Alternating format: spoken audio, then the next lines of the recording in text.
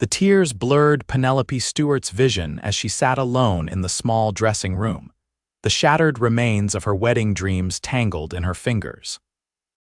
The delicate lace veil her grandmother's cherished heirloom had caught on a nail and torn just 30 minutes before she was meant to walk down the aisle. In the small frontier town of Whispering Creek, Wyoming Territory in 1875, there were no shops to run to for replacements, no seamstresses waiting with needle and thread, just a bride with broken lace and a heart threatening to follow suit. "Miss, are you all right in there?" A deep voice, unfamiliar and tinged with concern, called from the other side of the door. Penelope hastily wiped her tears, embarrassed to be found in such a state. "I'm fine," she lied, her voice cracking. "Please just leave me be." Instead of footsteps retreating, there was a pause then. "I don't mean to intrude, madam, but you don't sound fine, and I reckon someone crying on their wedding day ain't right unless they're happy tears." Penelope stared at the door in surprise. The rough edges of the voice suggested someone who'd spent considerable time under the open sky, not the polished tones of the banker she was supposed to marry in less than half an hour. Curiosity momentarily displaced her distress.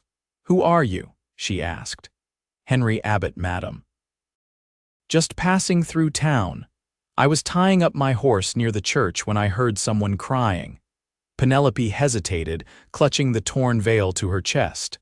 The lace was irreparable, at least by her hands. Her mother had passed 3 winters ago, and there was no one else who could help her fix it in time. The thought of walking down the aisle without her grandmother's veil made her heart ache anew. "It's my veil," she finally said, surprising herself with the admission. "It's torn, and I'm supposed to be married in minutes, and it was my grandmother's," and she broke off, fresh tears threatening. "May I see it?" The unexpected question caught her off guard. "I might be able to help." Penelope laughed bitterly. "Unless you're secretly a master seamstress, I don't see how." "Not a seamstress," came the reply, a hint of amusement warming his tone, "but I've mended more than my share of delicate things. Trail life teaches a man to be resourceful or go without." Something in his confident tone made Penelope rise from her chair.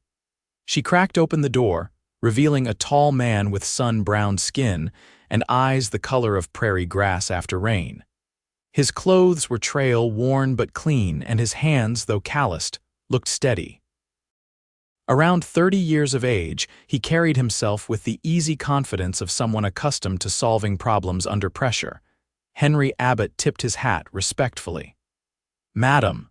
Penelope hesitated only a moment before extending the torn veil through the narrow opening. It caught on a nail by the window, the lace is so old. He took the delicate fabric with surprising gentleness for hands so large. "This is fine work," he murmured, examining the tear. "European, if I'm not mistaken, Belgian, maybe?" Penelope blinked in surprise. "How would you know that?" A small smile played at the corners of his mouth. "My mother was a seamstress before she passed. I spent my boyhood surrounded by fabrics and laces from all over. Some things stick with you." He looked up, meeting her eyes. "I can fix this. It won't be perfect, but it'll hold for your ceremony and no one will notice unless they're standing real close." "You can," hope fluttered in Penelope's chest. "If you'll allow me a few minutes and perhaps have a sewing kit nearby." Penelope opened the door wider. "There's one on the table there." She gestured to a small wooden box. "But how do I know you can truly fix it? This is important." Henry's expression softened. "Miss, I've stitched up wounds on cattle drives with less light than we have here. I've repaired torn sails on riverboats and mended harnesses while riding. Your veil might be delicate, but the principle's the same: patience and steady hands." He lifted those hands slightly. "These have gotten me through 28 years on this earth. I reckon they can handle your lace." There was something in his direct gaze that compelled trust.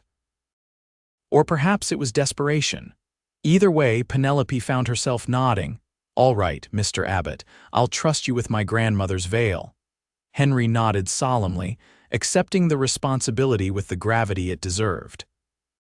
He took a seat by the window where the light was strongest and opened the sewing kit. His large fingers moved with surprising dexterity as he selected the finest needle and a thread that matched the cream-colored lace. Penelope watched, transfixed, as this cowboy bent his head in concentration over her family heirloom. His movements were precise and deliberate, nothing wasted. It struck her then how rarely she'd seen such focused attention paid to anything in her life, especially by the man she was about to marry. "How'd you come to be passing through Whispering Creek?" she asked, partly to distract herself from the approaching ceremony, partly out of genuine curiosity. "Heading north," Henry replied without looking up from his work. "Got a lead on some land opening up near the Montana border. Thought I might try my hand at something more permanent than driving other men's cattle." "You're a cattleman." "Have been since I was 16. Started as a wrangler, worked my way up to trail boss for the Rocking Bee outfit out of Texas." His nimble fingers continued their delicate work. "But a man can't live on the trail forever." Penelope smoothed her wedding dress, a simple but elegant affair of white satin and lace overlays. "No, I suppose not. And you, always lived in Whispering Creek?" She shook her head. "No, I came from Boston 3 years ago after my parents died. My aunt lives here. She's the only family I have left, or was, until today." Henry's hands paused for the briefest moment before continuing. "The man you're marrying, he's a good man." The question caught Penelope off guard. She should have immediately answered yes, of course. Edmund Pierce was the town's banker, respectable and established, but the word good seemed to require more consideration than she'd given it before. "He's suitable," she finally said. "He can provide security, which isn't something to take lightly out here." Henry made no comment, but something in his expression made Penelope feel as though her answer had been weighed and found wanting. "There," he said after a few more minutes of concentrated work. "It's done." He held up the veil and Penelope gasped softly. The repair was nearly invisible, a feat of needlework she wouldn't have believed possible from looking at his rough exterior. "How did you do that?" she asked, taking the veil with reverent hands. "Just needed the right touch," he replied, closing the sewing kit. "Sometimes the strongest things are those that have been broken and mended with care." Their eyes met, and something passed between them, a current of understanding that ran deeper than their brief acquaintance should allow. A sharp knock at the door broke the moment. "Penelope, are you ready? Everyone's waiting." Her aunt's voice was tight with anxiety. Penelope's hands trembled slightly as she secured the veil to her carefully arranged hair. "Yes, Aunt Martha, I'm coming." Henry stood, clearing his throat.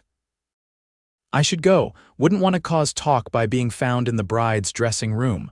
"Wait," Penelope caught his arm. "Thank you, truly," he nodded, his eyes lingering on her face. "You make a beautiful bride, Miss Stewart. I wish you happiness." Before she could respond, he slipped out through the side door, leaving Penelope alone with her thoughts and the perfectly mended veil. As she walked down the aisle minutes later, Penelope found her gaze drifting over the small gathering, searching for a pair of prairie-green eyes. But Henry Abbott was nowhere to be seen. Edmund Pierce stood at the altar, his expression one of mild impatience rather than joy or wonder. His eyes didn't light up when he saw her, and his smile seemed practiced rather than spontaneous. Penelope told herself this was merely his nature, reserved, practical. The kind of man who built secure foundations rather than castles in the air. But as the Reverend began the ceremony, she couldn't help comparing Edmund's manicured hands to the strong, capable ones that had so carefully mended her grandmother's veil. One set represented security and stability. The other what? Adventure, passion, something undefined yet powerfully alluring. "Dearly beloved," the Reverend intoned, "we are gathered here today." Penelope tried to focus, but her thoughts kept straying to the enigmatic cowboy. When the Reverend asked if anyone knew just cause why these two should not be joined in matrimony, she found herself holding her breath. The silence that followed brought both relief and, unexpectedly, disappointment. "Do you, Edmund Pierce, take this woman to be your lawfully wedded wife?" "I do." Edmund replied, his voice crisp and businesslike. "And do you, Penelope Stewart, take this man to be your lawfully wedded husband?" The church fell silent, waiting. Penelope opened her mouth, the "I do" poised on her lips, but what came out instead shocked everyone, including herself. "I cannot." Gasps rippled through the congregation. Edmund's face flushed red, then pale. "Penelope," her aunt hissed. "What are you doing?" Penelope turned to Edmund, her hands shaking but her voice steady. "I'm sorry, Edmund. You deserve someone who loves you completely, someone who says "I do" without hesitation." Without waiting for a response, she gathered her skirts and hurried down the aisle, leaving shocked whispers in her wake. Outside, the bright Wyoming sunshine momentarily blinded her. She had no plan, nowhere to go. Her reputation in Whispering Creek would be in tatters. Then she saw him. Henry Abbott, mounted on his horse at the far end of the street, apparently ready to ride out of town. Their eyes met across the distance, and for a heartbeat, time seemed suspended. Penelope made her decision in that moment. Lifting her skirts, she ran toward him, the veil streaming behind her like a banner of newfound freedom. Henry's expression shifted from surprise to understanding as she approached. Without a word, he extended his hand down to her. Penelope took it, allowing him to pull her up behind him on the horse. "Are you certain?" he asked quietly, his eyes searching hers. "No," she admitted. "But I'm certain I couldn't marry Edmund. The rest, I suppose we'll discover together." A slow smile spread across Henry's face. "That's all anyone can ask for." He turned his horse toward the open country beyond town. "Hold tight, Miss Stewart, the trail ahead might be rough." Penelope wrapped her arms around his waist, feeling the solid strength of him as the horse broke into a canter. Behind them, voices called out, but they quickly faded into the distance as Whispering Creek fell away. They rode hard for several hours, putting distance between themselves and the town. By late afternoon, they reached a small creek where Henry suggested they rest the horse. As Penelope slipped down from the saddle, the reality of what she'd done began to sink in. "I've ruined everything," she said, sinking onto a fallen log.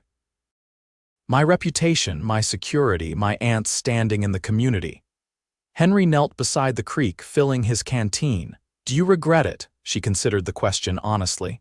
"I regret hurting Edmund and my aunt, but no, I don't regret not marrying him." He handed her the canteen. "Then the rest will sort itself out. People are more resilient than we give them credit for." Penelope took a long drink of the cool water. "Where are we going?" "There's a small ranch about a day's ride from here. Belongs to a friend of mine. We can rest there, figure out next steps." Henry hesitated. "Unless you've changed your mind, I can take you to the next town over if you'd rather." "No," she said firmly. "I made my choice when I ran to you." The admission hung between them, weighted with implications neither was ready to fully address. Henry cleared his throat. "I should tell you the land I mentioned, near the Montana border. It's real. I've been saving for 5 years to buy it. It's not much yet, just a small cabin and some decent grazing land, but it could be something good in time." Penelope nodded, understanding what he wasn't explicitly saying. "I'm not afraid of hard work, Mr. Abbott. I may have been raised in Boston, but I've learned a thing or two since coming west." "Henry," he corrected gently. "If we're going to scandalize half the territory, we might as well use our given names." A smile tugged at her lips. "Henry, then." "And I'm Penelope." As evening approached, they made a small camp. Henry proved as adept at frontier survival as he'd been at needlework, quickly building a fire and preparing a simple meal from his saddlebags. The wedding dress was hardly practical for camping, so Penelope carefully removed the outer layer of satin, leaving the simpler cotton underdress. The veil she folded tenderly and placed in Henry's saddlebag. "My mother would be scandalized," she remarked, warming her hands by the fire. Henry chuckled. "Mine would have understood completely. She was something of a rebel herself, married my father against her family's wishes because he was just a rancher and they wanted her to marry into money." "Were they happy?" His expression softened in the firelight. "Completely. Even when times were hard, and they often were, they faced it together. That's what I remember most from childhood." Not what we had or didn't have, but how they looked at each other. Penelope thought of her own parents' marriage respectful, appropriate, but lacking the warmth Henry described. Then she thought of Edmund, of the life that awaited her had she said, "I do." Security, yes, passion, connection, those would have been scarce commodities. "I've never done anything so impulsive in my life," she admitted, staring into the flames. "You regret it?" Henry asked for the second time that day. This time her answer came without hesitation. "No, I think perhaps I've been too cautious for too long." The night deepened around them, stars emerging in breathtaking profusion across the Wyoming sky. After ensuring Penelope was comfortable on a bedroll near the fire, Henry took his own position several respectful feet away. Despite the day's emotional upheaval, sleep came surprisingly easily to Penelope, wrapped in the quiet sounds of the wilderness and the steady presence of her unexpected champion. They reached Henry's friend's ranch by midday the following afternoon. Thomas and Mary Caldwell welcomed them with minimal questions, though Mary's knowing glance at Penelope's improvised attire and Henry's protective manner spoke volumes. "Any friend of Henry's is welcome here," Thomas declared, showing them to separate rooms in the modest but comfortable ranch house. That evening, after a hearty meal, Mary took Penelope aside. "I don't need to know the whole story," the older woman said kindly, "but I want you to know you're safe here for as long as you need." Tears welled in Penelope's eyes at the unexpected kindness. "Thank you, it's rather complicated." Mary nodded. "Life usually is, but I will say this, I've known Henry Abbott for nearly 10 years since he first started driving cattle through these parts. He's one of the finest men I've ever met. Whatever brought you two together, I don't think it was mere chance." Over the next few days, Penelope settled into the rhythm of ranch life. Mary lent her clothes more suitable for the frontier, and Henry worked alongside Thomas, helping with repairs before the approaching winter. Each evening, Henry and Penelope would walk together after supper, their conversations growing deeper, their understanding of each other more profound. On the 5th day, a rider arrived from Whispering Creek. Penelope's heart pounded with fear, but it wasn't a posse or an angry fiancé. It was a letter from her aunt, delivered by a young ranch hand who'd been paid handsomely for the service. With trembling hands, Penelope unfolded the paper. "My dear niece," it began. "While I cannot pretend to understand or approve of your actions, I am relieved to hear from Mrs. Caldwell's letter that you are safe. Edmund, after his initial anger, has declared himself better off without a wife of such questionable character. The scandal has been significant but will pass, as all things do in time. I am enclosing the deed to your parents' small inheritance, the plot of land outside town that you always admired. It is rightfully yours, and while I cannot condone your choices, I will not see you destitute because of them. Be well, Penelope. Choose wisely this time. Your aunt, Martha." Enclosed was indeed the deed to 10 acres of beautiful land with a small stream running through it, land that Penelope had always loved, but had assumed would be sold to support her aunt in her later years. She shared the letter with Henry that evening during their walk. "Your aunt is a better person than many would be in her position," he observed. "Yes," Penelope agreed. "I've underestimated her." She hesitated, then held out the deed. "Henry, this land, it's good land. Not as large as what you're planning to buy, but it's mine, ours, if you wanted it to be." Henry stopped walking, turning to face her fully in the golden light of sunset. "Penelope, are you saying what I think you're saying?" She took a deep breath. "I'm saying that in less than a week, I've come to know you better than I knew Edmund after 3 months of courtship. I'm saying that you showed more care in mending my veil than he showed toward me in our entire acquaintance. And I'm saying that if you wanted to combine your savings with this land, we could start something together, a life, a home." For a moment, Henry didn't speak, and Penelope's confidence wavered. Had she misread everything? Then he took her hands in his. "When I fixed your veil that day, I never imagined I'd also be mending my own future. I've spent years dreaming of land and a home, but something was always missing from that picture. His eyes, warm and sincere, held hers. "It was you, Penelope, someone to build that dream with. Is that a yes?" She asked, her heart racing. "It's more than that, it's a promise." He paused, then continued more solemnly. "But we should do things properly this time. No rushed decisions, no running away. If we're going to build a life together, let's lay the foundation right." Penelope's respect for him deepened further. "What do you suggest?" "First, I return you to your aunt's house so you can make proper amends, then court you openly and honestly for a reasonable time. Then when we're both absolutely certain, we marry with the blessing of whatever family remains to us." "And my reputation?" she asked softly. Henry's expression was determined. "Will recover. You made a brave choice, Penelope, not a shameful one. You refused to make a false promise before God and man. There's honor in that, and anyone worth knowing will see it."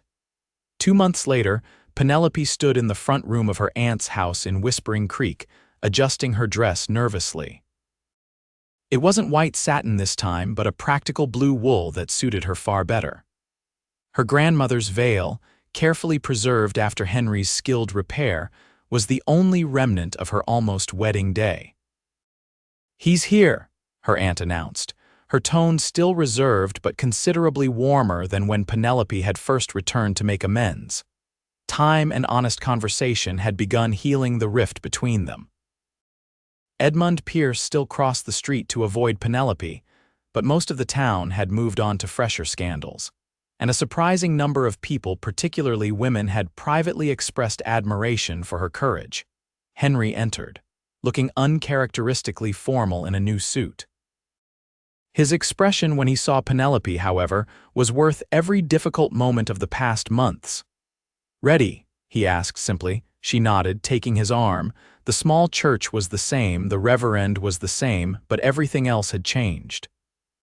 This time, when asked if she took this man to be her lawfully wedded husband, Penelope's "I do" rang out clear and confident without a moment's hesitation.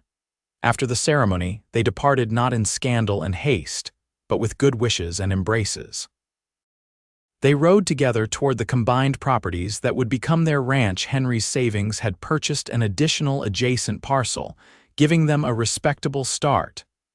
"Mrs. Abbott," Henry said as they crested the hill overlooking their land, "welcome home."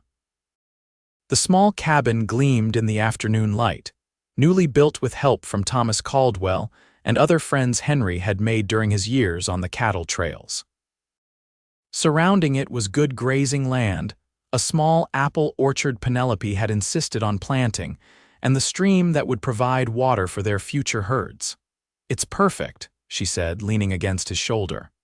"Not yet," he replied, "but it will be. We'll build it together day by day."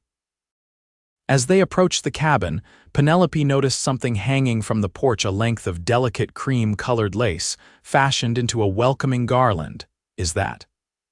"A small piece I saved from trimming your veil," Henry admitted. "I thought it fitting that the thing that brought us together should bless our new beginning." Penelope's eyes filled with tears as they dismounted. Henry lifted her in his arms to carry her across the threshold. "You mended more than just lace that day," she whispered against his neck. "And you gave me more than just land to build on," he replied, his voice rough with emotion. "You gave me a heart to come home to." Inside the cabin, simple but thoughtfully furnished, a life waited to be lived. Outside, the Wyoming sky stretched endless and promising above their new beginning.